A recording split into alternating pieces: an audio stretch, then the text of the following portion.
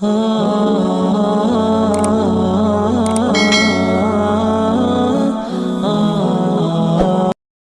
اللہ الرحمن الرحیم۔ اسلام کا آغاز تھا، صرف 38 آدمی مسلمان ہوئے تھے۔ مکے کی بستی کافروں سے بھری ہوئی تھی۔ حضرت ابوبکر صدیق رضی اللہ تعالیٰ عنہ حضور صلی اللہ علیہ وآلہ وسلم کی محبت سے سرشار تھے۔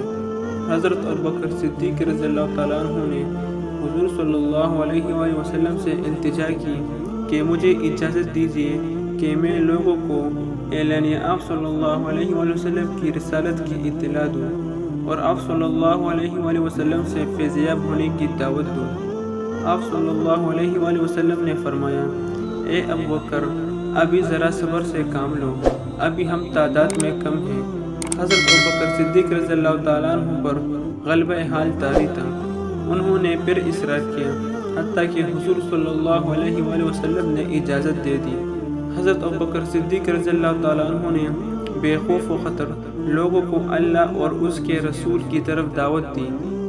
حافظ ابن کثیر رحمۃ اللہ علیہ لکھتے ہیں کہ حضور صلی اللہ علیہ وآلہ وسلم کی بعثت کے بعد حضرت ابوبکر صدیق رضی اللہ تعالیٰ عنہ پہلے خطیب ہیں جنہوں نے لوگوں کو اللہ اور اس کے رسول کی طرف بلایا۔ مشرکین مکہ آپ رضی اللہ تعالیٰ عنہ پر ٹوٹ پڑے، آپ کو سخت پیٹا اور روندا۔ آپ قبیلہ بنو تمیم سے تھے۔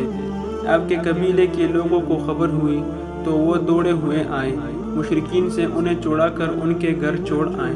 حضرت ابوبکر صدیق رضی اللہ تعالیٰ عنہ دن بھر بے ہوش رہے۔ جب شام ہوئی تو آپ کو ہوش آیا۔ آپ کے والد اور آپ کے قبیلے کے لوگ آپ کے پاس کھڑے تھے۔ ہوش آتے ہی پہلی بات انہوں نے یہ کی کہ رسول اللہ صلی اللہ علیہ وآلہ وسلم کہاں ہیں اور کس حال میں ہیں۔ ان کے قبیلے کے لوگ سخت برہم ہوئے اور انہیں ملامت کی کہ جس کی وجہ سے یہ ذلت و رسوائی تمہیں اٹھانی پڑی اور یہ مار پیٹ تمہیں برداشت کرنی پڑی، ہوش میں آتے ہی تم پھر اسی کا حال پوچھتے ہو۔ ان عقل کے اندھوں کو کیا خبر تھی کہ ان کی خاطر سختیاں جھیلنے میں جو لذت ہے وہ دنیا داروں کو پھولوں کی سیج اور بستر کی مخاب پر بھی حاصل نہیں ہوتی۔ ان کے قبیلے کے لوگ مایوس ہو کر اپنے گھروں کو لوٹ گئے اور ان کی ماں سے کہہ گئے کہ جب تک محمد صلی اللہ علیہ وآلہ وسلم کی محبت سے یہ باز نہ آ جائے، اس کا بائیکاٹ کرو اور اسے کھانے پینے کو کچھ نہ دو۔ ماں کی ممتا تھی، جی بھر آیا، کھانا لے کر سامنے رکھ دیا اور کہا کہ دن بھر کے بھوکے ہوں، کچھ کھا لو۔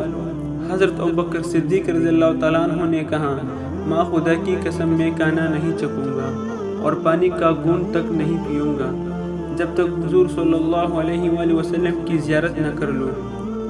حضرت عمر رضی اللہ تعالیٰ عنہ کی بہن ام جمیل آ گئی اور بتایا کہ حضور صلی اللہ علیہ وآلہ وسلم کا خیریت ہے اور دار ارقم میں تشریف فرما ہے۔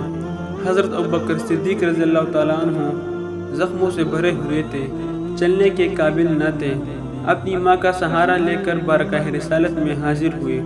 حضور صلی اللہ علیہ وآلہ وسلم ان پر جھک پڑے اور انہیں چوما۔ اللہ تعالی ہم سب کو حضرت ابوبکر صدیق رضی اللہ تعالیٰ عنہ کی طرح نبی کریم صلی اللہ علیہ وآلہ وسلم سے محبت کرنے کا توفیق عطا فرمائے، آمین۔